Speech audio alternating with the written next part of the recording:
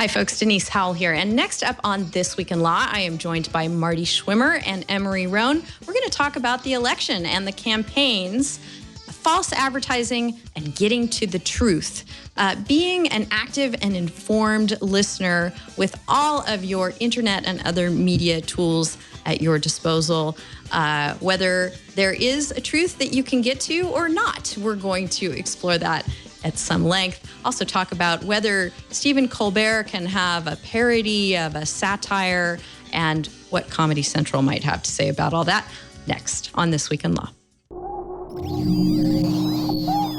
Netcasts you love. From people you trust.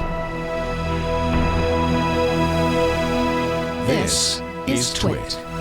Bandwidth for This Week in Law is provided by CacheFly at CacheFly.com.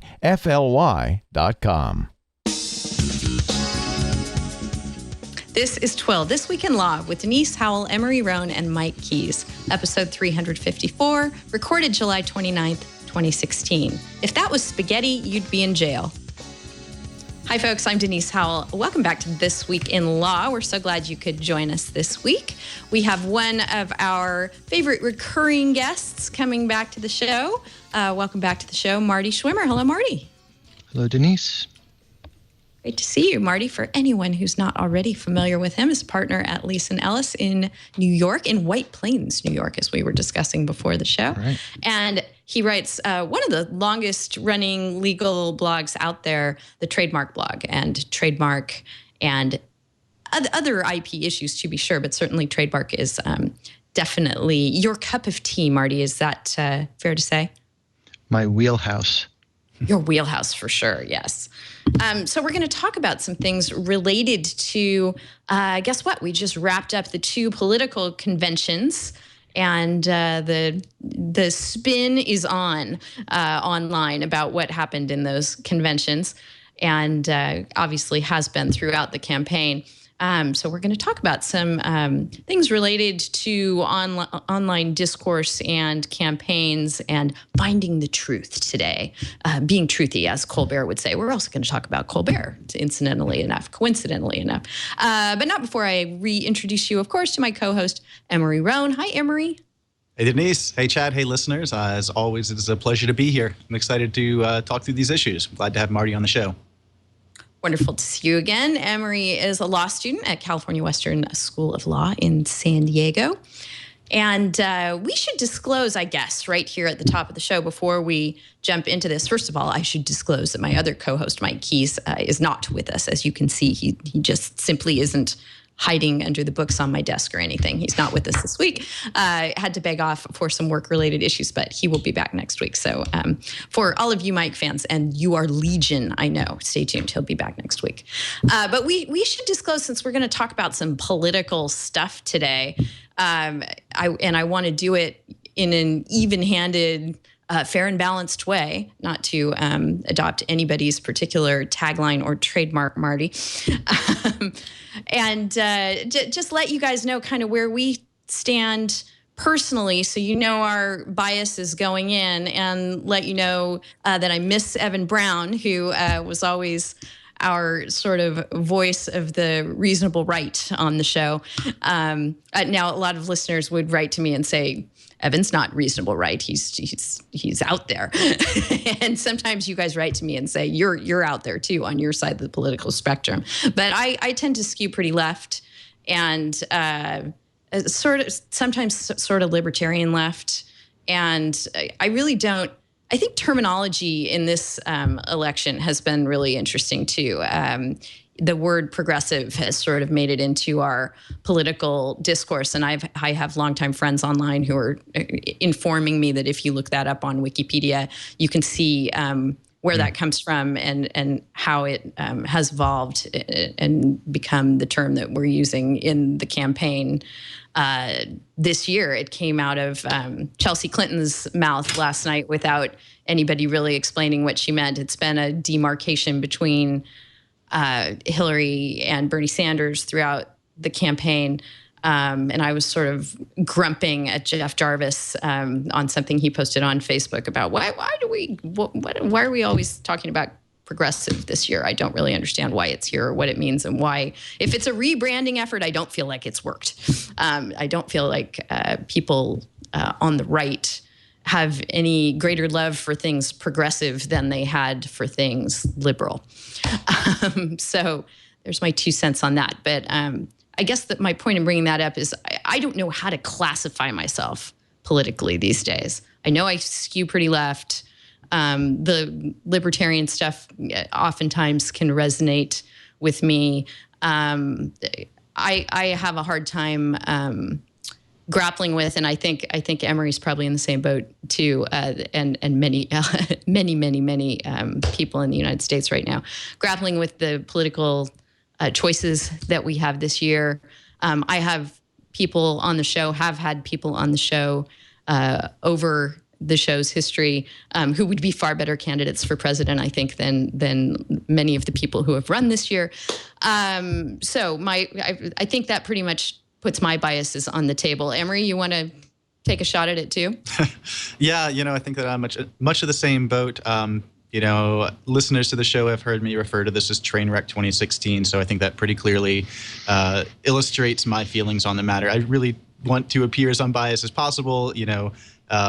Feel free to call me out in the chat if you think that I'm saying something out of line, but I really, I agree with you. I'd like to disclose that up front. I usually lean left, and, I might be an independent after this year. Who knows? And Marty, take a stab at letting folks know where you stand politically. So you've raised a profound and disturbing question that I wasn't prepared for, Denise. Sorry, it's profound and disturbing. I know it's a little. You have to look deep inside, and I don't think we need to nail things down with too much detail on that front. And I think it actually goes to a lot of what we're going to talk about on the show today. That people try and determine what's true, and what's true for you comes from what information you consume. And a lot of what we consume comes from our various online sources, and those sources have their own biases, whether they're disclosed or not. So do your best, Marty, take a stab at it. If I could vote for anyone, it would be for Michael Bloomberg. Right. I mean, that's who I'd want to be president, and that has as much to do with competency. In other words, a average plan, well executed, is better than a perfect plan next week. So, I mean, at this point in my life, I'm somewhat pragmatic. I think that what's going on this year, I find myself needing to go back. Jeffersonian ideals, Madisonian respect for the structure of the country. And also, I am an unfair competition lawyer by trade, so I don't like unfair competition. To the extent that my bias is going to affect what you hear me say today, that's where my bias is coming from. Mm-hmm. Okay, so with those cards on the table and the further just sort of philosophical note out there that one of the reasons that I've always loved doing this show, and I'm so blessed and fortunate and enjoy doing this show, is I feel like there are so few opportunities for people to have relatively unedited, lengthy periods of time to go deep on issues. And I feel like in order to get to an understanding or the beginnings of an understanding, you really need that. You need not just people speaking in sound bites, but people trying to wrap their heads around things in a thoughtful way. So if that's a political bias, then I have that too. Go ahead, Marty. I noticed that someone on IRC said, "So glad I missed the conventions." And yeah, I certainly do understand the sentiment, because it's very easy to adopt an escapist view about what we've been exposed to this year. But I think what you said is very profound. And I thought that watching both conventions, if for no other reason than we weren't exposed to the short attention span that we normally have when ingesting media, that alone was worth it. I'll leave it at that. If you guys have missed the conventions, go back and see the important speeches for both parties. Yeah, I would echo that. I didn't watch all of the important speeches for both parties, but the ones that I watched, I wound up being glad that I did. And agree with you, Marty, that they did give people time to stretch. And in some instances that it seemed long and like, really, I'm going to watch another hour of this, but okay. But it is,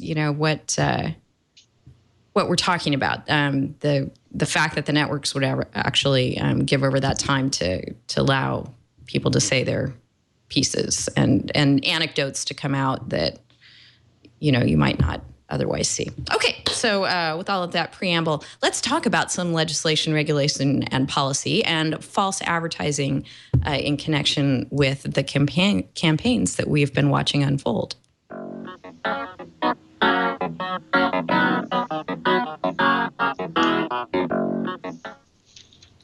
This was a pet topic that Marty has been sending me emails about throughout the campaign. And right now, after the convention, seems like a really nice time to delve into it.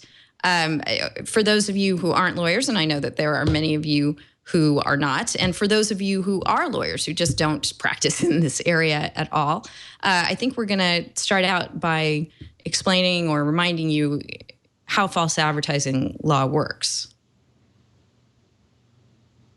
So, Marty, take it away. Okay. So an interesting question is, how do we regulate speech? We know that there's the First Amendment, and sometimes people sort of misstate that there's this absolute right to say anything you want. And the reality is that there are many regimes that kind of regulate what we can say. Fraud. You're not allowed to lie in commerce. States have little FTC acts, and then there's the big FTC, which protects the consumers against deceptive speech. At the national level, the Lanham Act, and maybe we can put that slide up, the elements of false advertising that we see in the Lanham Act. So this is Section 43A1B of the Lanham Act, and it asks the question, what is false advertising? So it's going to be a false or misleading statement of fact in a commercial advertisement. So there's a lot of discussion as to whether something is a commercial advertisement or not. Did the statement deceive, or it had the capacity to deceive? Talk about materiality. That's very important. I mean, is it a lie about something that doesn't matter? There's an interstate commerce requirement, and then there's an injury requirement. And a very textbook case is, I say that this is 100% pomegranate juice, and then my competitor goes and sends it to a lab, and it is diluted with a cheaper type of thing. So it's a false statement of fact. In a commercial advertisement, someone might buy the pomegranate juice by mistake, or not by mistake, but that they were deceived into buying it. An important characteristic that is of the statement is something called puffery. Okay, so this is an example of the sort of thing that we are exposed to. A competitor of Papa John's sued them, saying it doesn't have better ingredients. It's not a better pizza. And the analysis of this sort of claim is, no one takes this seriously. Can we roll the other one, which is the Mueller's America's? All right. America's favorite pasta. Do you guys think that this is in fact America's favorite pasta? It is fairly unmeasurable, not falsifiable. And the legal analysis of this is, we're not even going to get into that whole 5-step analysis. We can rule, and courts sometimes dismiss this kind of claim at 12b-6 at the very first instance, that the courts are capable of looking at this sort of claim and say, give me a break. no one's going to rely on this and be deceived. That they buy this and they go, this wasn't America's favorite pasta. Let me see if I can distill that down into a principle that courts use and follow, and that is that puffery is okay. That that courts believe that we have this sort of tacit agreement between consumers and sellers in this country, where sellers can say things like America's favorite pasta, and courts go ahead and assume that people don't believe that they take it as, oh, they're saying they have very nice pasta, and that perhaps it's America's favorite, but there's no way of demonstrating that, and no one would take it seriously. Absolutely. So much so that a judge will dismiss a claim at 12b6, and the significance to me is that it means they're making this cognitive psychological assumption without evidence. Very often, false advertising cases, you go get a survey expert, they go do focus groups, they do surveys, and they ask people, how did you interpret this statement? But when they get a claim like this, America's favorite pasta, they go, no one pays attention to that. There was a case in New York. I mean, you may be disturbed by this concept that we accept this level of meaninglessness in our commercial speech. Coke and Pepsi, they like to, as a hobby, they like to sue each other for false advertising. So there was a suit here in New York, Powerade v. Gatorade, and the actual claims went off on whether this chemical in Gatorade gets absorbed 17 times faster and so on. That was the real core. That's the kind of stuff where you have to get the experts in, and if it turns out that it's only 15 times faster, okay, that's false advertising. The paradox being that I don't think people really listen so much to whether it's 17 times faster or 15. The commercial in question had someone, famous basketball player, drinks the sports energy drink, and then they jump supremely high. So the judge dismissed out of hand that claim, saying no one believes that you could drink Gatorade and suddenly become a better basketball player. And I was fairly annoyed when I read that decision, thinking this guy doesn't have teenage boys. Yeah. I think that the whole point of this ad is to make them buy the drink because they exactly think that drinking it will make them a better basketball player. So we tolerate a lot of inaccurate, non-falsifiable claims. But when you get into, I need you to now go to explain. So you're talking about especially food products, things we're going to eat. It seems like if you get into something as specific as something is absorbed this fast into your body, or moving away from food products into elections, when you're, the electoral realm is regulated so tightly what you can and cannot say. I'm sure at some point there comes a time when you can't just say that very detailed and checkable thing I just asserted is it's puffery and we're going to not do anything about it. So a lot of political speech involves non-falsifiable claims. Mm-hmm. Sometimes politicians, that leads into some of the stuff I brought. Politicians will stay away from falsifiable claims if there's possibility to be falsified. And it's really difficult to falsify certain claims. How about we look at the Ted Cruz ad right now? Can we do that? Sure. I think Victor's got that queued up. Now, what you told us before the show is there's a claim here that he makes. Right. That was back it? Up maybe about five. Talked over it. About 5 seconds. Take our jobs. Who's looking out for us? The truck drivers and the steel workers and the mechanics who've seen their wages not grow while the cost of living goes up. As president, I will repeal Obamacare. There you go. I'll roll back the regulators. All right. So we've got truck drivers, steel workers, and mechanics seeing their wages not grow. While the price of living is going up. How specific is that claim? Can you prove that claim false? All right. Be tough. Truck drivers, so no one really keeps track on this. Let's go. Do you have a slide that talks about inflation rates? I know that Victor does. While he's putting it up, close your eyes, audience. What do you think? What do you think the inflation rate was over the last calendar year? Just over the last year.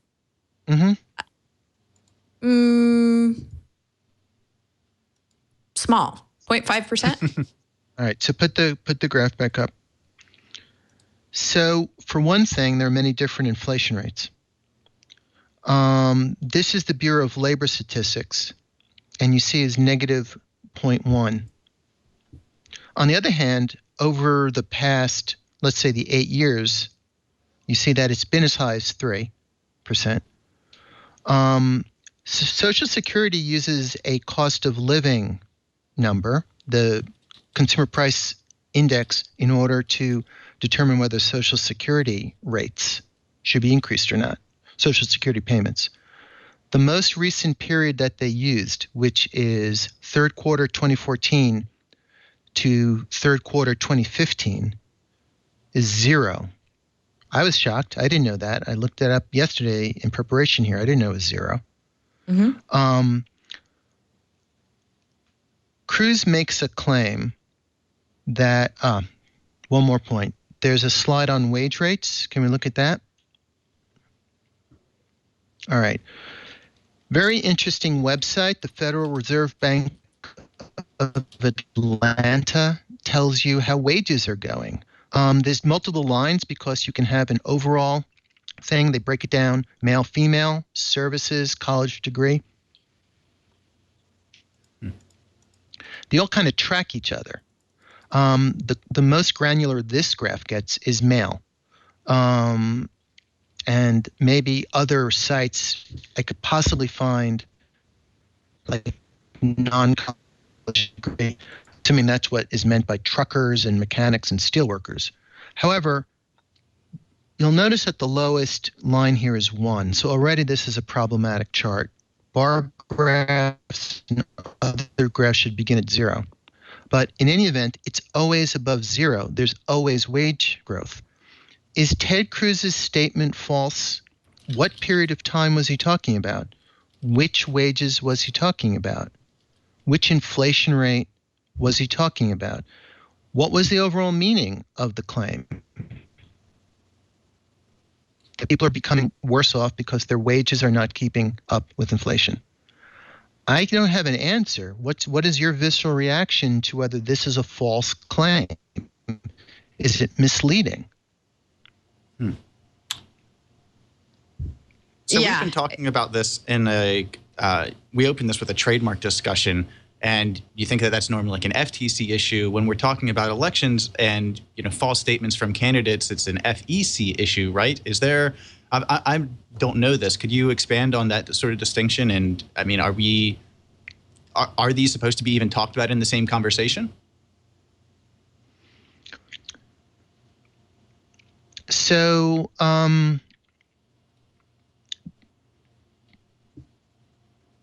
there is a huge spectrum of political statements, and there are various regimes that regulate them. So the FEC, the Federal Electioneering Commission, will regulate the donations and what you're allowed to say with regards to donations and how donations are made and what the politician's allowed to do with donations. And I don't see a huge speech regime about what can be done. The show notes show a movement towards using the Lanham Act in regulating to a certain extent the way entities are asking for money. So the show notes have the article from The Hill, and that talks about maybe the Lanham Act is going to be a useful vehicle. An interesting point. Right, that's it. Interestingly, the Lanham Act does not have a public right of action. If a donor was, in their view, defrauded by someone asking for donation, they would not have a false advertising Lanham Act cause of action. Similarly, if a person bought pomegranate juice that was watered down, they would not have a cause of action. The Lanham Act is for competitors and some closely related entities. Maybe there needs to be a super PAC that's called the Anti-False Advertising Super PAC, and they would have standing, perhaps, to go after some of these PACs. So the Lanham Act is going to regulate competitor-to-competitor false statements. The FEC is going to protect, perhaps, in the ways in which certain donation appeals. I'm kind of just bringing up as sort of the reason why I approached Denise to have this conversation is that there's this blind spot. Because of the First Amendment, we have chosen a situation where politicians speak to us in a very hard-to-police way. We have developed policing mechanisms to try to regulate or at least improve the accuracy of speech. And it's better than nothing. Do you want to roll the, there we go. Let's do the Fox News ad as an example of. Actually, Marty, let's do that in just a second. We're having some trouble with your audio dropping out. So the studio is going to call you back. And while they do that, I'm going to give you our first MCLE passphrase for this episode of This Week in Law. We put these phrases into the show in case you are a lawyer or other professional and you're listening to the show for professional credit in your field. We've got more information for you about that at wiki.twit.tv. You can find our show page there. This Week in Law is what you are listening to at the moment with Marty Schwimmer, Emory, Roane, and me. I'm Denise Howell. And we have some information there for lawyers in particular in the United States, places where you can submit in your jurisdiction to get MCLE credit for listening to or watching the show. And we put these phrases in so that you can demonstrate in some jurisdictions. Imagine that. They don't just trust you to put it down on a sheet of paper and turn it in. You actually have to be able to demonstrate that you watched or listened. So election law blind spot is our first phrase, and we'll put another one into the show later on. Jot them down, because if you're in one of those jurisdictions, then they might actually be fact-checking you at a later date. We're going to talk a little bit more about fact-checking with Marty when we get him back, hopefully with a better connection. The other thing I wanted to mention, there he is. The other thing I wanted to mention before we jump into the video that we're going to show you in a second is Marty mentioned the show notes. We do make the show notes available. All the links we're looking at to prep the show and discuss the topics on the show are available for you to check out too at tagpacker.com/user/thisweekinlaw. We are right now on episode 354. So that's what you would want to go to find all the discussion points that we're using today. Marty, we've got you back. Say something. Let's see if it's better. Hey, is this better? I think so. Okay. Cue up the video. Tell us what we're going to see in this Fox News fact-checking the DNC link. So Fox, after one night of the convention, said we're going to fact check, and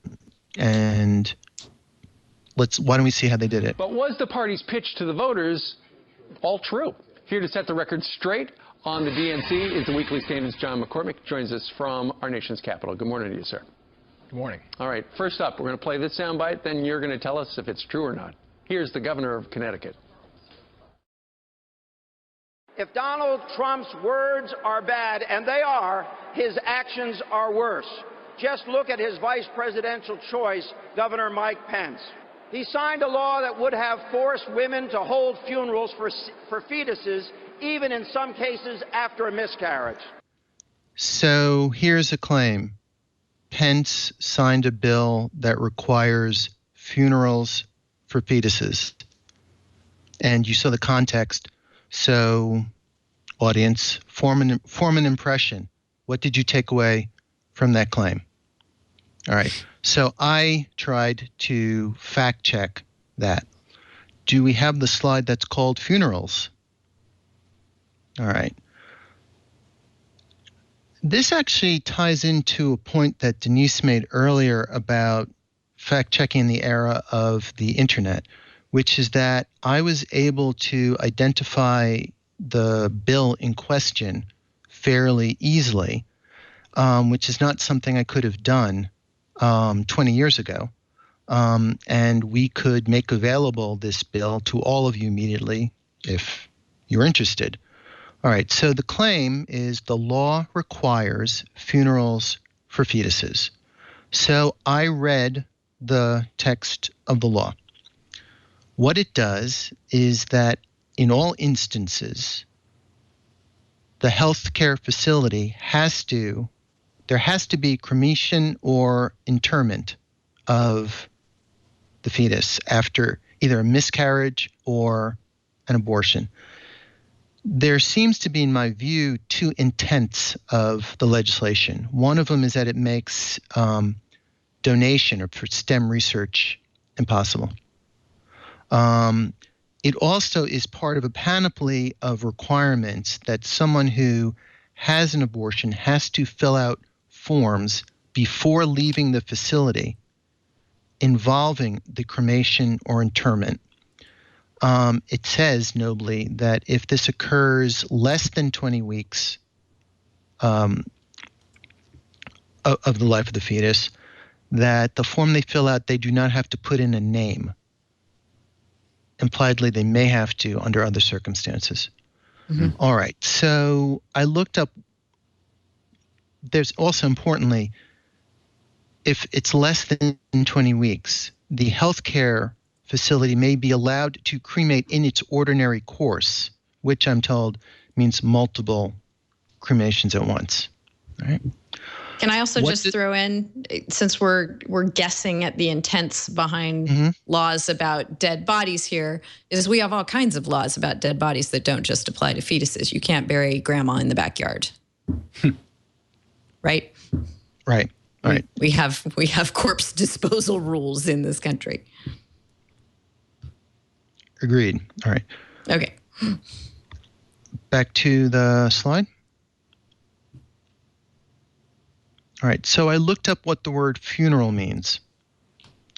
It's a ceremony involving burial or cremation. Ceremony is at least two primary definitions: a ritualistic observance or procedure, a formal religious or public occasion. This certainly does, the legislation absolutely requires a procedure relating to burial or cremation. It does not require something that is ritualistic or religious. So, in my view, the law requires funerals for fetuses is false, based on a reading of the statute. On the other hand, it requires reading and context because it can be argued, and this would actually be a legal argument, as to the intent of all of these procedures, in keeping with the speaker's point that the legislation impinges upon a woman's right. All right, now let's see Fox's fact check. Before we show Fox's fact check, we do have a good question from IRC, from Omega Project there, and wondering from your reading of the statute that you found readily on the internet and fact checked, if a death certificate was involved in the process.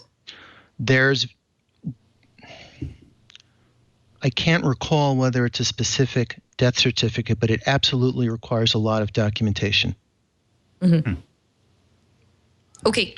Well, I guess the point is that in addition to a healthcare facility would have documentation requirements with regards to miscarriages and abortions.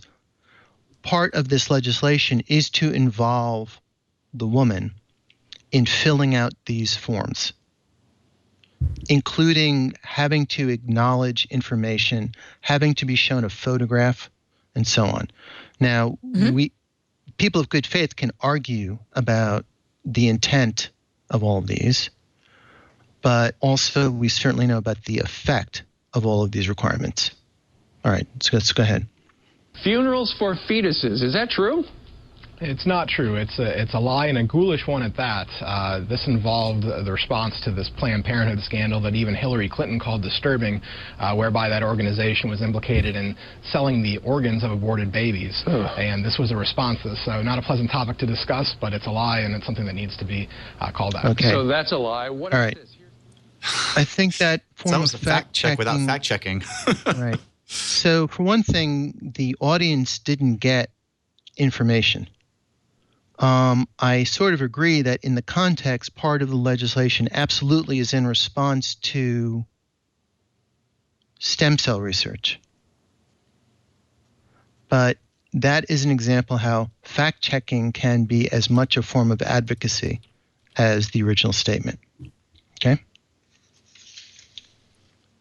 Right. And okay, let's tie this back into how does fact checking, whether it's something that is actually possible to do, I guess is one question, because your sources may always have biases that you're not aware of. I mean, unless you're going right to a law the way that you did, Marty. But then even you could see as we talked through it, how Marty was making assumptions about the intent behind the law, and so I threw in another assumption, and we don't know, we don't know what the lawmakers actually had in mind. That's something courts grapple with too, as they're trying to interpret statutes, is what the legislative intent was. So we have whether it's even really possible in all cases to fact check something, and then fact checking as advocacy, I think is what you're getting at, Marty. And then how does that tie in with our discussion we were having about false advertising? So I want to make the point, well, ultimately, the point I'd like to drive home for the listeners is that you need to be an active listener. You need to think about concepts such as, am I being told a falsifiable statement? Is this puffery that I should ignore? If there's a statistic, is there some context that might render the statistic true or false? Let me give you an example. Here's the easiest case. Let's do the Loretta Lynch slide. So a meme went around, and that's really problematic because they're anonymous. And it alleged that Loretta Lynch had worked for the Clintons, that they'd been hired during the Whitewater scandal. This turned out to be an easy one to fact check because they simply had the wrong Loretta Lynch. The Loretta Lynch who is the AG right now is not the Loretta Lynch who worked for the Clintons, right? So sometimes people make statistics and, they're simply false. And just like the 98% pomegranate juice case, they're actually kind of rare because people tend not to tell completely black or white lies. There's a category of statement that is true but misleading. Right? Would anyone like to estimate how many police shooting deaths there have been year to date? This year? Yeah. Wasn't it like around 200 or something? Okay. Wait, can I clarify? People shot by police is who you mean? No. All right. So we got to get our premises straight. Sorry, Never mind then. That number happens to be 560. Yes, I see. Yeah, then like 15? Police who have been shot. By guns. All right. I'm guessing it's more than 15.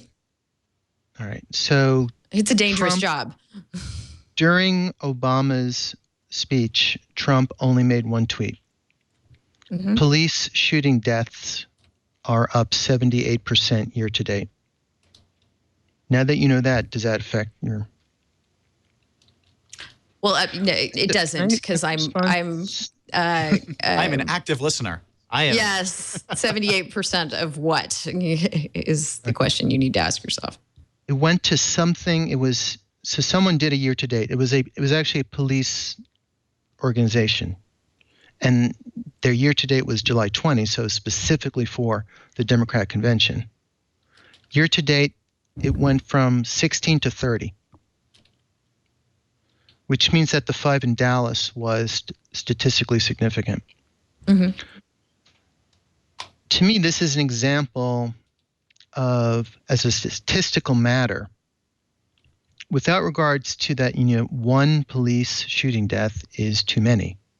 But to the extent that this is the one statistic that's being used to make some sort of assumption about the state of the country or our safety, the numbers are simply too small for 78% increase to be meaningful. It's like batting averages in April and May that people hit 450. The numbers are too small for percentages to tell us meaningful stuff, right? Gotcha. That's an example of a sort of, there's this concept of true but misleading. Fun with statistics. Always my favorite college course. Not. Should we do you want to do a Hillary Clinton statistics one to show that we're fair and balanced? Let's do the Hillary CEO. All right. Clinton gave a speech, and she said to the world, the average CEO makes 300 times the average worker. It was in the context of saying that we don't distribute wealth as well as we should, right? In PolitiFact, she tends to make this sort of error often. I think she's in a rush. What she cited was a study that the top 350 CEOs make 300 times the average worker. Other studies show that 9,600 CEOs surveyed of public companies, and we don't know what percentage that is of all public companies, they make 75 times the average worker. Okay. The best we can come to the average CEO. So there's 246,000 companies that apparently have some job title that the Census Bureau characterizes as CEO. They make 4.5 times the average salary. So when Hillary Clinton says that the average CEO makes 300 times the average worker, is that a lie? What is that? Yes. Right. Yes, or if we want to hold our candidates to higher, it's all in the details. It's all on which who your CEOs are. I could be the CEO of my household for census purposes. Well, they say 245,000 businesses that have something called CEO, and some don't. But there was a study, that's probably where she got the 300 times, probably was in a rush. But it tells us a lot of people work for the 350 largest companies. It's not an insignificant statistic. PolitiFact called that, or I think one of the other checkers did this one. They called that a pants on fire statement. Not quite sure. Oh, there we go. That would be really, really inaccurate. I take it. Demonstrably inaccurate. In the context, it's important, but it's literally false. If this was spaghetti, she'd have a Lanham Act violation. That's, I think, an important point. Could we grade these things on whether or not you would have a Lanham Act violation? Because as much as I like the four Pinocchios and pants on fire, I think that maybe is doing things worse. It's contributing to the narrative that politicians can just say things that are blatantly wrong and blatantly lies, and it doesn't really matter because we have a jokey term for it called pants on fire. Well, I mean, that is a point that I want to – this is the point I'd like to make. That the Lanham Act and defamation law, for that matter, that teaches us – it gives us a framework for evaluating a statement. Is it falsifiable at all? Is it material to the larger point? What's being sold? If Hillary Clinton raises this issue, does that tell us something good or bad about Hillary Clinton? What are they saying? What was Ted Cruz trying to sell us on? Are we deceived into supporting Ted Cruz because of the inaccuracy of that statement? Are we deceived into supporting Hillary Clinton because of the inaccuracy of those statements? Are we deceived into supporting Donald Trump because of that, of the true but misleading nature of that statistic? I want everyone to just try to listen harder and continue to ask themselves, was this puffery, which I should disregard? I mean, there's a category of statement that is just like, when I become president, I will do the following. Talk about non-falsifiable. Mm-hmm. Okay. So as someone that has obviously thought a lot about this and false advertising in a trademark context, I mean, I think I hate to sound cynical, but I think that someone in the chat brought up earlier that asking people to critically think might be wishing on a star. Since this is just an informal discussion, what would you see?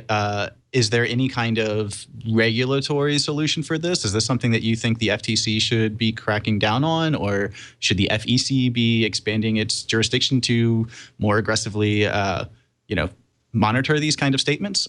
Is there any way out of it, just besides saying, everyone, you really need to be paying attention to these people because they could just be blatantly lying to you? And is that counterproductive, counter to the entire purpose of an election in the first place? So, Denise, can social media help us? Can social media help us? Well, I think so. I don't know that. First of all, your reaction, Emory, to the comment was far more optimistic than mine. My reaction was going back to how the courts treat puffery, which is, nobody believes it. It's not significant. It's not affecting their decisions. Everyone expects the statement on the spaghetti box that says it's America's favorite spaghetti to be false. So I think it would be equally fair to say that everyone expects our politicians to be inaccurate, unfortunately. So I think that the enforcement piece would be hard because, number one, there would be just the sheer volume of having to come down on every single statement that might contain an inaccuracy, whether it's the FTC or the FEC. And secondly, if they go through the analysis the way the courts do, they would just throw up their hands and say, yeah, people know that it's not true. So maybe that's how that would come out. But then Marty raising the social media point is a good one, because the way that people think critically and get their information is as they used to say about bloggers, when bloggers were out there watching news stories and going, hey, I know something about that area and that's just flat out wrong, and I'm going to do a blog post about it. That's sort of what we were all about as bloggers in the beginning. The motto was something like, we're going to fact check your ass. And people would get that information, maybe not as broad an audience as the original bad information, but it would start a conversation, and folks would question whether the original information was valid or not. Is that what you were getting at, Marty? Not that this is the most important thing, but it was someone at home on the internet who brought to the attention the Melania plagiarism. I don't think that's a really important point. But I think he was a journalist in some way, shape, or form, but definitely not would have with gotten any. Picked up at some point, but I believe it Yeah. might have hit the internet first on a social media network. I think he was on Twitter. I'm definitely a believer in this crowdsourcing model of fact-checking. Like, there's hope for that. It just seems to be our experience, at least on Twitter, or something that, as Winston Churchill said, the lie is halfway around the world by the time the truth is getting out of bed. I think Winston Churchill said it much more eloquently. But it just seems that Twitter is this great mechanism for fact-checking, but also spreading misinformation. But again, we can look at the Indiana legislation, which should be an argument solver. So we have a platform for greater fact-checking and the dissemination of experts checking facts. So I'm hopeful in that regard. With regards to what Emory asked about legislation, culturally, we're very reluctant to interfere in any meaningful way in political speech during a campaign. So, there are some cases. It's sort of interesting. So, for example, in political speech or non-commercial speech, there was like a Vietnam vet organization, and they hire a telemarketing company to solicit donations on its behalf. Turns out that the telemarketing organization would keep 85% of the donations. The vets would only get 15%. So the Illinois AG goes after the telemarketing company. So it goes up to the Supreme Court. It's like Illinois versus Telemarketing Associates, I want to say 2003 maybe, Supreme Court case. Court says, this is fraud. Illinois is allowed to enforce fraud. Saying, please give me $1 and not disclosing that you're basically only going to give 15 cents to the target is fraud. Had Illinois said a law, charities have to devote X percent of their donations to this and not to that, that would be a prior restraint on speech. So, which seems crazy that the state cannot regulate that in a way. But that shows you how protective we are of what we deem to be non-commercial speech. So, in other words, I think the market has to do the policing. Because of the First Amendment, we're going to stay away from regulation on these Ted Cruz commercials and all of these ads. Right.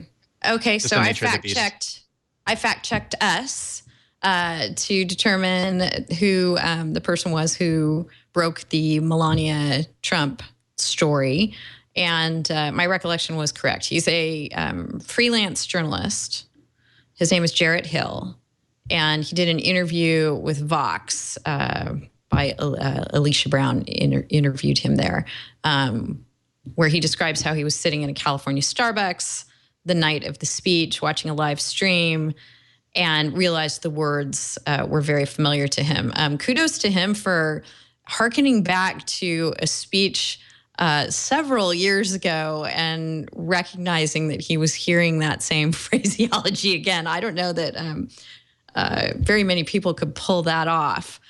So eidetic memory is a good, I guess, trait to have as a freelance journalist. Hopefully it will help Jarrett Hill out because it makes your point, though, Marty, that people tend to, when they recognize something doesn't feel right about what they're watching, and they're pretty confident about it, they'll put it out there and let other people figure things out. And that's what Jarrett Hill did here. He first said, oh my gosh, I think that whole, he said that was literally a whole line from Michelle Obama 2012. And then he went through and found, he found the speech the way you found the law in question before.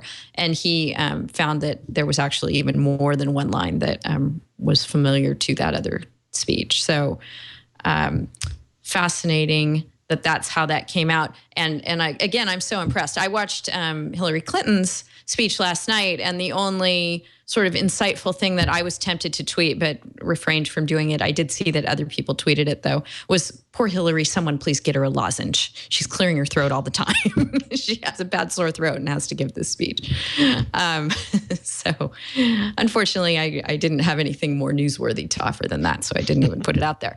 Getting back to Melania Trump, though, and stuff in your wheelhouse, Marty, our missing co-host, Mike Keyes, did an article that I actually, it's behind a paywall, so I don't have the whole thing where he fleshes this out in a bit more detail.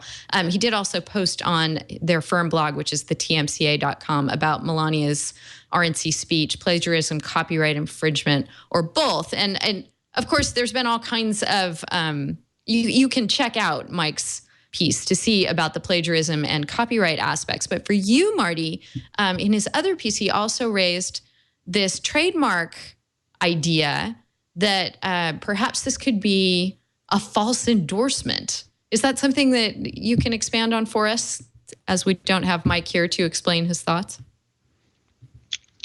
He really said that, huh? He really said that, yeah. And I was thinking maybe you could get into his head better than I did. We'll have to ask him when he gets back.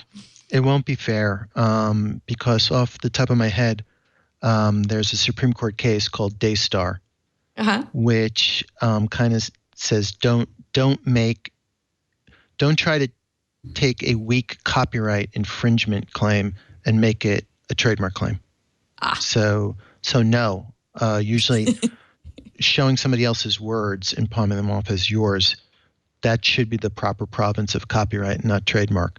So Daystar, D-A-S-T-A-R, had to do with an old war television show. So that's my initial impression is no, but I haven't read his article, so it's not really fair.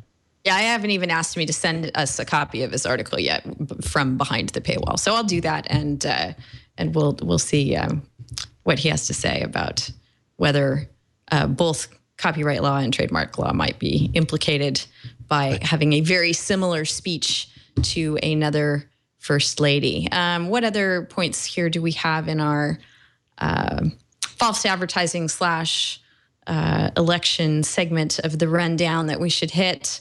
Do you want to talk more, Marty, about the Hill article that we showed, false advertising law as a weapon against political action committees?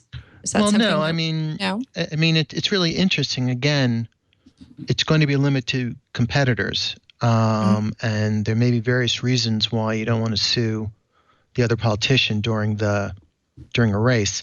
But I'm thinking that maybe a PAC should be formed that could really have standing to go after some of these things.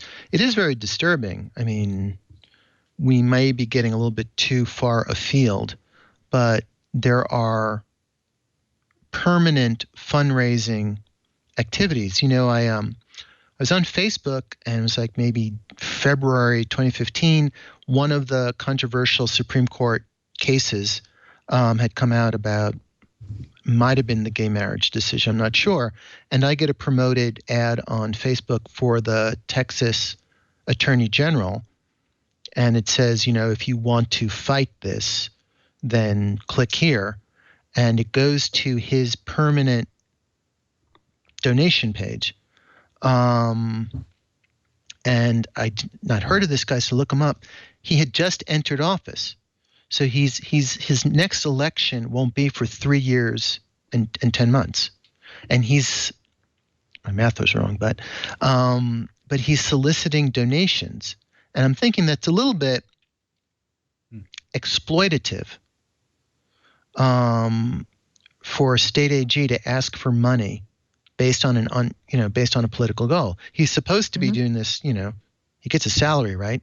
And I don't want to single him out. I then looked up New York's AG has a perpetual donation page. Illinois' AG has a perpetual donation page.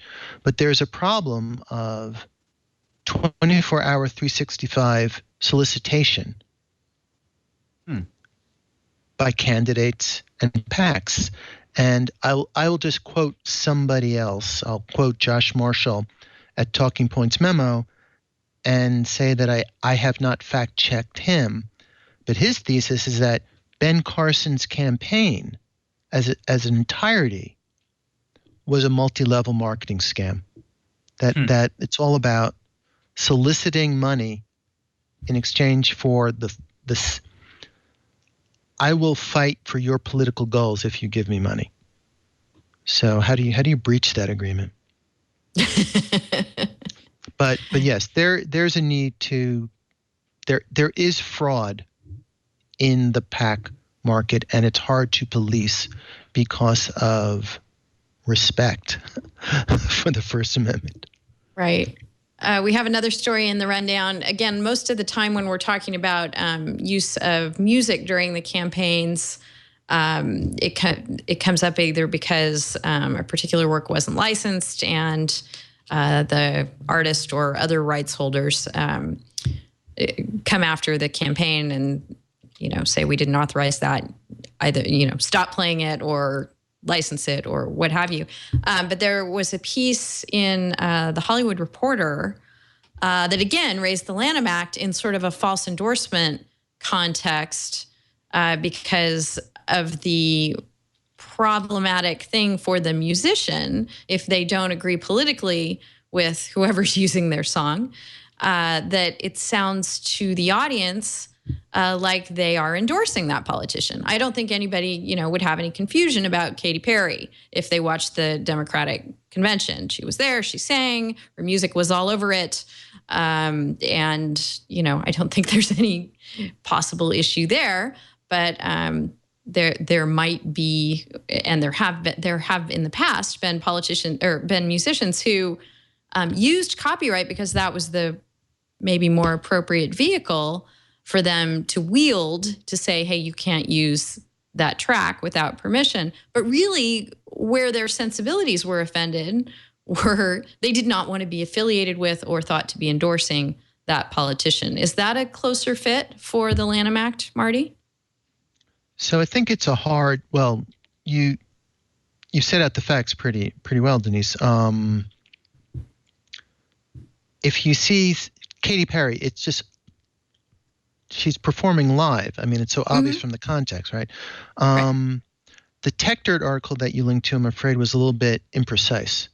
They make the point that venues, respectable venues like convention halls, are going to take some kind of collective license from the collective licensing societies, BMI and ASCAP, which under normal circumstances would allow that venue to play the music. What the article didn't really deal with is that these licenses may have carve-outs. So, in other words, if you have a national convention for the first time ever, that might not be in your regular license. So it may not be the case that, Queen, that the Quicken Arena was allowed to play the Queen song, and that would be covered under its normal license. The fact that it's being broadcast on television will also probably change the terms of the license. So the arena may have breached license if they allow this music to be played when they know it's being recorded, right? Mm-hmm. I've kind of wondered when sometimes I watch a basketball game and the crowd starts singing along to Seven Nation Army, whether that counts as a live performance that is going to require a sync license. That was subtle copyright lawyer humor. I've got a quick question on sync licenses, and this is something I was concerned about when you just brought that up. I understand that sync licenses are a type of mandatory license that creators, are forced to provide, at least for like cover songs. But is there any negotiation in the terms of those licenses? Do they have the ability to ask BMI or ASCAP to include in their mandatory licenses provisions that, for example, prevent their music from being played at political events? So I don't think this falls under a compulsory license situation. Okay. Especially a live performance or a television performance. Okay. But I guess the point is, just as a very technical copyright issue, these arena licenses with the collective societies very often will be specific. There'll be specific situations that are carved out. Okay. Now, again, some of these things occur at rallies that are not held in public facilities. That was another issue I had with the article, which is that some of these complaints have been at rallies at venues like airport hangars that tend not to have collective society licenses. So, but to talk to Denise's point, if you go to a political rally and they play some song, it's going to depend on the context as to whether you may form a erroneous conclusion as to the association between the singer and the performer. So I'm going to take the easy way out and say that it's fact specific. It depends. Right. I think that people who knew anything about Freddie Mercury might have a hard time thinking that Queen and or the estate of Mercury would be as behind Trump as one might think if they were just going by how often "We Are the Champions" is played at Trump events. I think John Oliver's joke was Freddie Mercury dies again at the age of 69. Oh, bad joke. Speaking of television personalities and the law, I think, unless, Marty, is there anything else under election law or trademark? Yeah, let's go to Colbert. So let's go to Hollywood and talk about Colbert.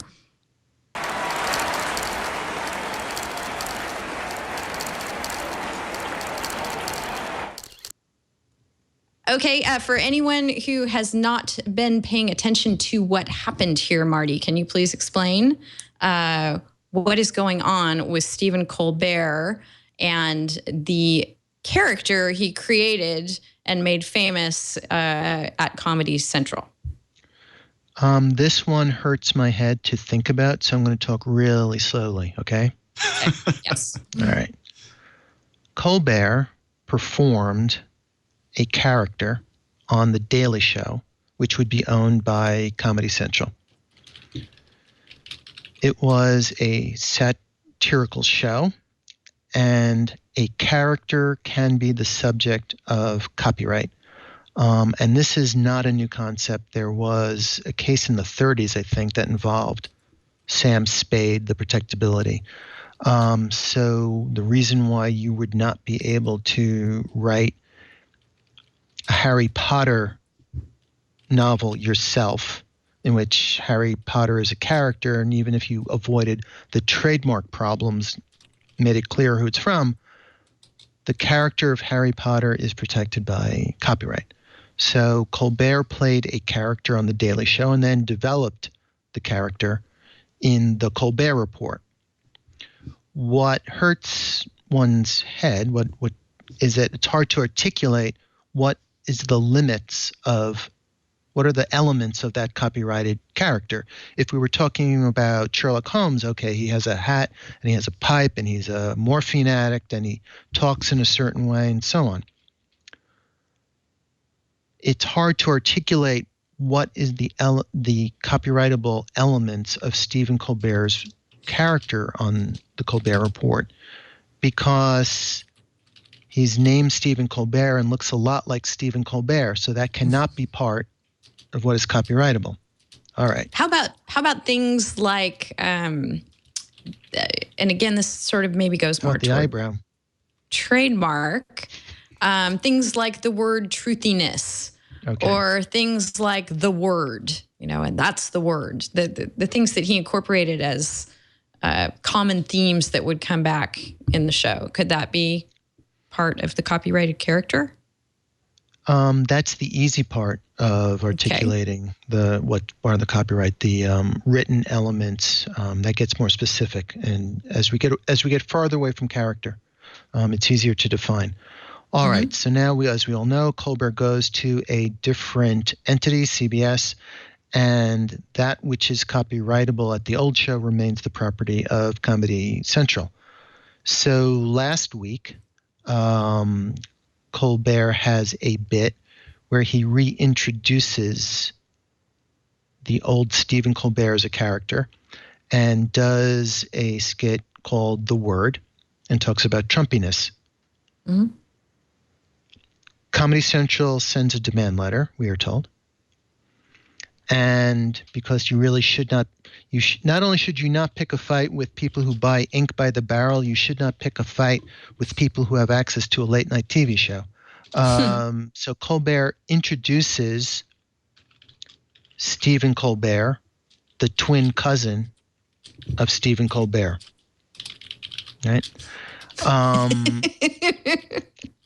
And there's a very funny bit. Hopefully we provided links so you guys can see last week's bit and this week's bit, because it's quite funny. Yes, they're all in the discussion points. As to what a twin cousin might be. This is my analysis. Stephen Colbert, the twin cousin, is a parody, a protectable parody, a non-infringing parody of Stephen Colbert, the reporter, who's the property of Comedy Central. Now, here's some irony for you. Stephen Colbert, the reporter, is himself a satire of people like Bill O'Reilly. So, as a joke on the blog, I said, the irony being that the part of Colbert, the reporter's character that's protectable actually belongs to Bill O'Reilly. In any event, this is a parody of a satire, and that's why it makes my head spin. Yes. There you have it. That is Stephen Colbert, the cousin. I guess I'm not really sure on the parody bit. My understanding of parody was that the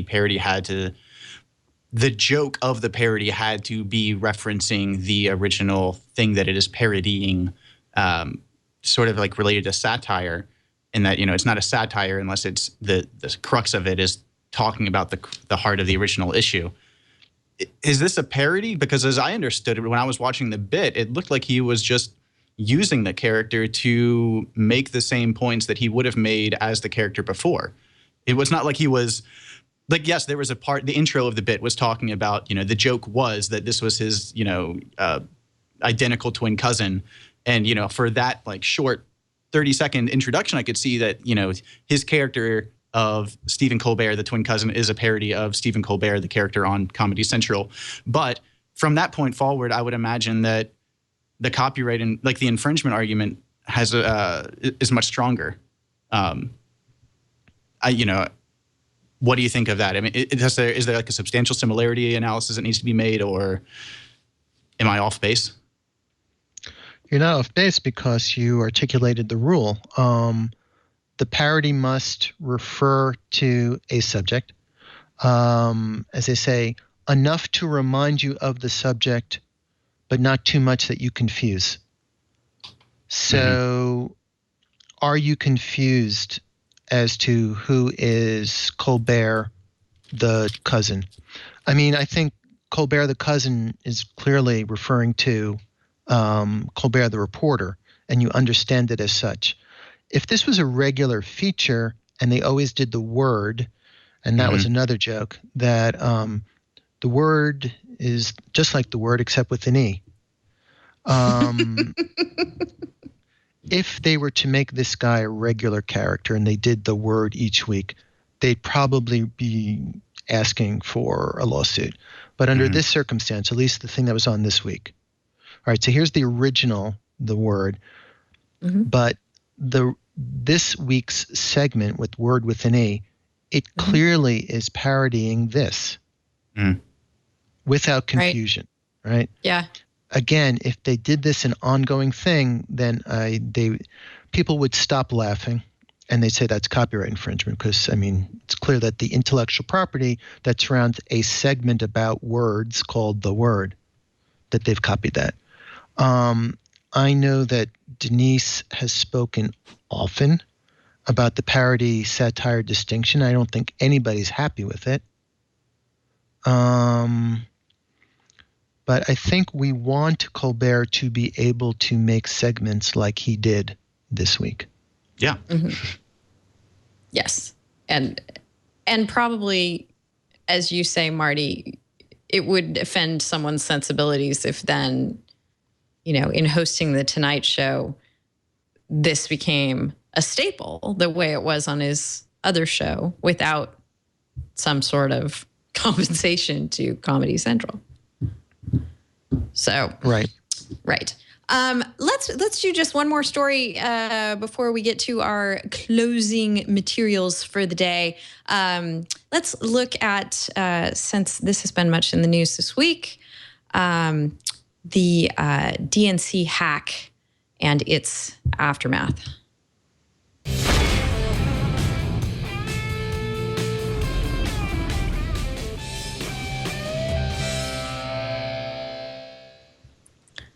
I'm not bringing it up in the context of the security details, which is something that I'm sure Steve Gibson can tell you much more about and that you'd much rather hear from Steve Gibson about. I bring it up in the context of the editorial that you spotted, Emory, at Ars Technica by Dave Eitel there, captioned that the DNC hack and dump is what cyber war looks like. Which I think is an excellent point. Is there anything you want to pull out from this editorial that particularly resonated with you? I mean, I don't really know if I can pull out any cogent points from it. I think it's an interesting read. I think that provided that the narrative that this leak was sourced from some Russian state-sponsored hacker, the conversation is one that's certainly one worthy to be had. I think that, yes, if that was the case, then this is cyber war. And what does that mean? I would push back strongly against Dave Eitel's statement that, this needs to be met with an equal or greater response. We need to be escalating this, or it reflects poorly, or, it shows our weakness on our cyber war front. But yeah, I'm not sure if I buy the narrative that it's a Russian state-sponsored hacker. But yeah, I wish I had a more cogent point. I wanted to introduce it to the rest of the team. Right. Well, thank you for bringing it up, because the other thing it sort of platforms us into, which goes very well with whether someone is doing parody or satire or sarcasm, is the response at Donald Trump's press conference, where he, and I've gotten emails from listeners going, wait a minute, can he do this? It seems like incitement or collusion or otherwise some sort of criminal act if you are actually inviting a foreign government to hack a person or entity in the United States, which I think is a good point. But I think, much of what we've been discussing today, I don't think in a million years it would be prosecuted as such.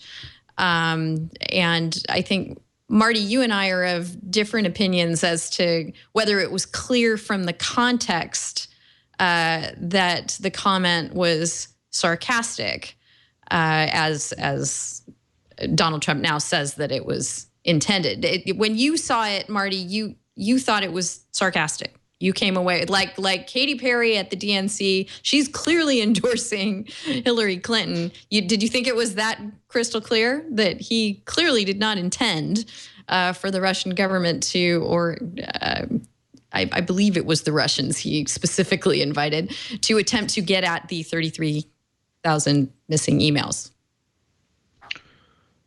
So, do we have the clip? It'd be. Oh, I didn't give it to Victor before the show. Maybe he can pull it up while we're talking. Yeah. As much as I'd like to pin everything on him, a legal analysis, which is what was the speaker's reasonable intent? What is someone listening to the speech's reasonable understanding of what's going on? We have some laws about, it said that you can't joke about killing the president, and you can't joke about having a bomb on an airplane. And that's not exactly either of those statutes. It's really about you can't make a statement where people listening to you will come away with this reasonable interpretation. So I don't really think that Trump, well, in the age of dog whistle, we don't know what the speaker reasonably thinks the listeners will have, but whether a Russian hacker reasonably thinks that Trump wants them to do it. Well, now that I say it, maybe I'm going to contradict myself. Maybe he did reasonably think that some hackers are going to do it, but I don't think Putin hears that and goes, okay, I should put the government on this. Denise also points out that maybe as a New Yorker, I kind of understood his sarcasm more, or at least was sensitive to it. It shows the problem. I mean, unless we can do an MRI on the guy, I don't know what he was thinking.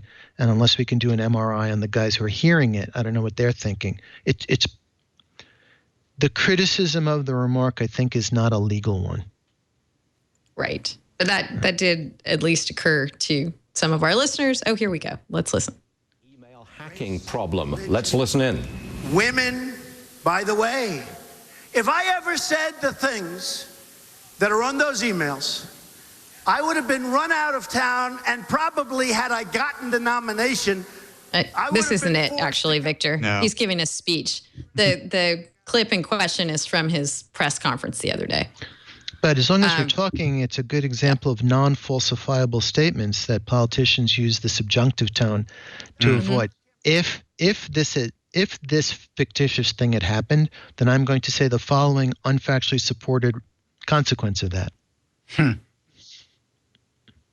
Makes me think we need some kind of Chrome app or Firefox plugin that can just automatically tag every single time there's a unverifiable statement that you read. I think it would be an interesting thing. It would be going off all the time. You'd never get any work. Yeah. Bing, bing, bing. Yeah. The reason I do think we were having our West Coast, East Coast biases showing Marty and you assuming it was sarcasm and me assuming he was sincere. The other bit that doesn't get played as much as the part I've seen played over and over again on the news, the part where he's saying, I think it'd be very interesting if you could get at the 33,000 emails. The part he says right before that is he's being questioned about actually in some way collaborating with Russia on the hack. Not the 33,000 emails, the hack that led to the embarrassing emails about Bernie Sanders and the campaign's approach toward him. His statement there was, no, I don't have that kind of power. I'd love to have that power. So, I mean, that seemed like a very sincere statement at that juncture in time. That seemed like an excited utterance almost, as we would use in the law, admissible in court. Well, all right. Go ahead. There's a lot of statutes that require they ask into the intent. And for example, trademark infringement. Did the person do this intentionally? And they don't impose when asking good faith, they don't impose an actual statement or intent. It's like constructive. In other words, it's so easy to testify that you held a certain belief that we can't even rely on the person's testimony. So in other words, Trump says these things, and then 3 days later he says, I was joking. And if this was a point to be proven, we'd say, we're not even going to credit your testimony. We're going to look at the circumstances under which you said it. And could someone reasonably interpret what you said as not being a joke, for example? So, I mean, it's because of the ease with which one can lie about their intent that we don't go by that as the standard. Right.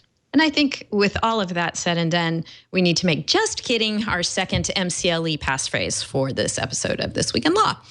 We'll go on right now, because I know you've been waiting for it for the entire show, to our animal selfie of the week.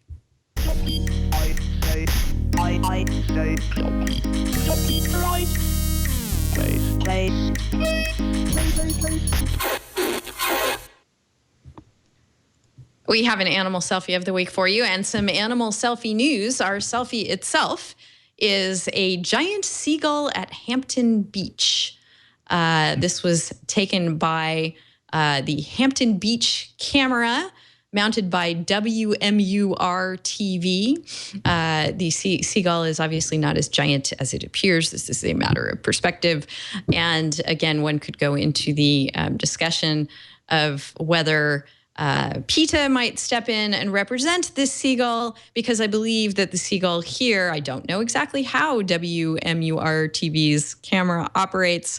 It might be motion operated, but I'm guessing it's just pointed at that lovely beach all the time. And if a seagull were to get in front of it, it's an accidental selfie in that case. But I liked the seagull. It was a lovely image of him or her. It was great composition. Yes, great composition. And then the animal selfie news is that PETA's appeal from the Naruto case, which it lost, where it tried to assert copyrights on behalf of Naruto the macaque, the selfie-taking monkey, is still pending before the Ninth Circuit. There's an appellate brief that you can read there if you are so inclined, submitted by the illustrious firm of Urel and Manella up the road from me here in Los Angeles. So that appeal still continues. And someone dropped that link into the rundown. Did either of you want to say more about the appeal? What did you want to add, Emory?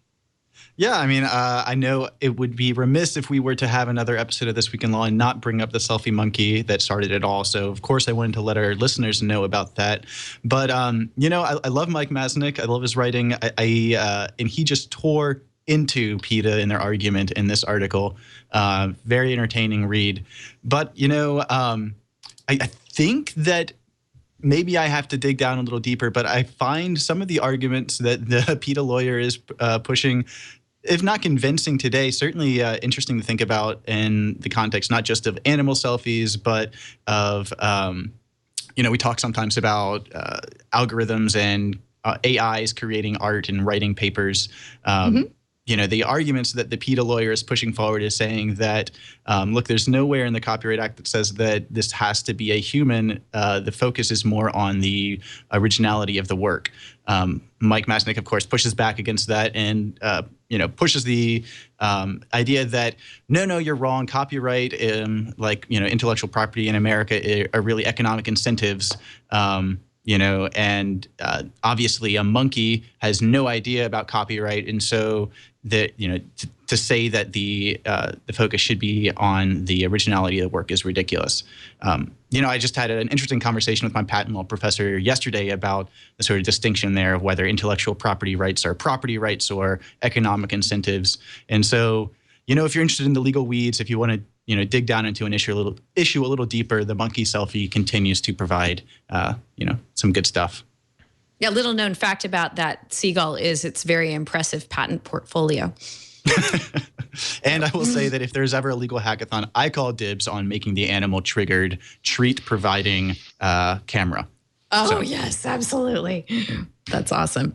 Our tip of the week we've been giving you throughout the whole show, and that is that especially at this time of our history and at this time of the year, in an election year, to think critically about what you're hearing, whether it's online or on TV or in any other form, and to have the tools at hand to help you do that even more fully, always bearing in mind too that, you know, it all goes back to the data and the biases that may be in the data that are going into the fact checking that you might be engaged in. So Marty had some great fact checked resources to go along with that tip. You want to tell us about fact checking Hillary Clinton and Donald Trump's greatest hits, Marty?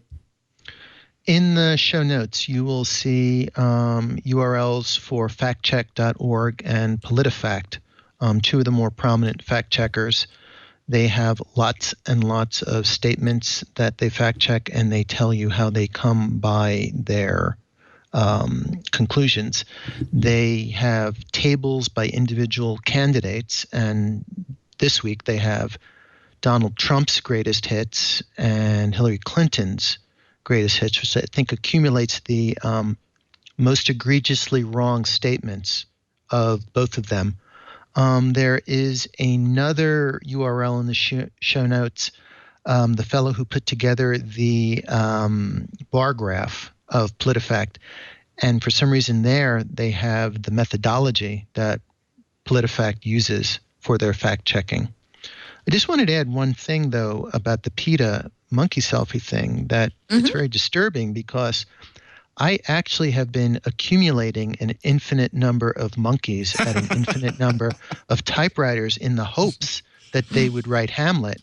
And if you tell me that I won't not be able to claim copyright, then what was the point? That's true. That's true. I think maybe you need to submit an amicus brief to the Ninth Circuit. Get that argument in front of them before they make any wrong decisions. There we go. Yep. Absolutely. So yes, additional resources of the week for you are the Political TV Ad Archive and the New Republic TV Ad Archive. If you ever, remember that somebody said something in an ad and you want to see exactly what they said verbatim, odds are you might find them there. Those are also in our discussion points. Thanks again, Marty. And one other resource for you, or just something to put on your calendar if you're interested in this sort of thing, coming up in September, on September 15th, 2016, the FTC is putting on an event called Putting Disclosures to the Test, to examine the testing and evaluation of disclosures that companies make to consumers about advertising claims, privacy practices, and other information. So if you're interested in that, interested in following what occurs at that event, we just wanted to highlight it for you. It's coming up on September 15th in Washington, D.C. And with that, this has been a really fun, really interesting deep dive into how we think about the information we get from all of our sources. And my head is okay. I don't think it's hurting as bad as Hillary Clinton's throat was last night. So I'm in pretty good shape. And I really appreciate you guys joining me. Marty, so good to see you again. It's good to be seen. Anything you want to let us know about in your practice or in White Plains that folks might want to be aware of before we sign off today? Why don't we just say, we'll put in the usual plug. The Twitter handle is @trademarkblog, and we'll leave it at that. All right, cool. Wonderful to see you again, Marty. And take care. And I'm sure your schedule permitting, we will have you back on very soon. Thank you very much. Emory, great chatting with you again, too. Yep. Thanks for having me. As always, this has been a blast. Listeners, tune in next week. I think Denise might be out of town, but myself and Mike will be solo hosting the show, or co-hosting the show in her stead. So very nervous and exciting times ahead. I know. I'm going to be actually quite excited to watch that show. I know you guys are going to do an awesome job co-hosting.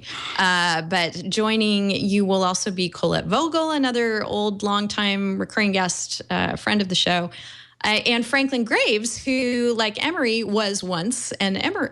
Was once an Emory. He was not an Emory. No, but he was an intern at This Week in Law, and such a great guy. And he's now a practicing lawyer, and he is going to join us as well next week. So do tune in, stay tuned for that great show when you get a chance next week. And it will happen, as all of our shows do, at 11 o'clock Pacific time, 1800 UTC on a Friday. That's when we record the show. It's our regular time slot. So if you like joining us live, please do tune in then. You can jump into IRC with us at irc.twit.tv. But do not worry if that doesn't work for your schedule. Just don't worry about it at all. Go to twit.tv/TWiL, because our whole archive of shows is there. You can watch them on your own time, on whatever device you prefer, on whatever platform you prefer. You can watch it right there at our twit.tv site. You can watch it on YouTube. You can use iTunes if that is your cup of tea. You can use Roku if that is as well. So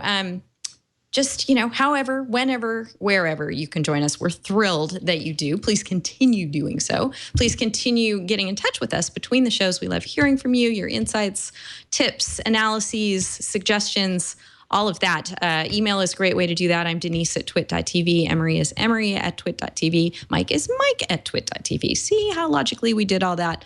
I'm not sure who had the little beeping going on in the show this week, but I don't think it was Pokemon Go. I think we've all kind of recovered. It was not Emory. Emory has an air conditioning unit that I am quite jealous of right now, that I may have to slip in, to my own little window here in my office, because we have no AC, and Southern California is sweltering right now. I know. Marty, you're in New York, and I know it's worse there. In some regards, yes. Yes, heat and humidity wise, it's worse there. So definitely do get in touch with us. Hit us up on Twitter, send us messages there. That's a great way to go. If you have more to say than that, again, use the email or find us on Facebook or Google+. The show has pages on both those platforms. And we'd love to hear from you however it works best for you. Thanks so much for joining us, and we will see you next week. The boys and Colette will see you next week. I will see you 2 weeks from now on This Week in Law.